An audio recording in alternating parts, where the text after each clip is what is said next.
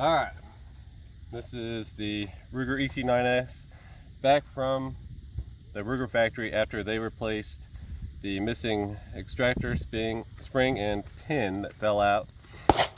Straight out of the box, brand new. The first three magazines had multiple failure to eject, and at the end of the third magazine, the spring ejector, or the extractor, the spring, and the pin all blew out of the gun, lost forever.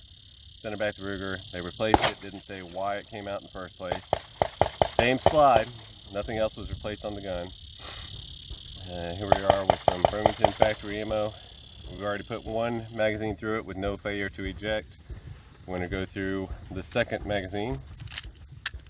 And again, I'm going to shoot at the square plate real close and see how it handles.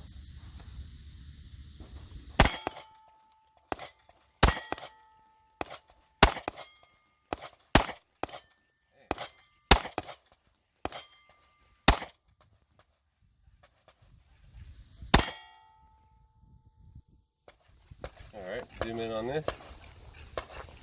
Looks like it's holding up so far. There's that gap there, but I don't know if that's a normal gap or not between the end of the extractor and the machine part of the slide. So that's two magazines with no failure to eject, which is way better than it did the first time.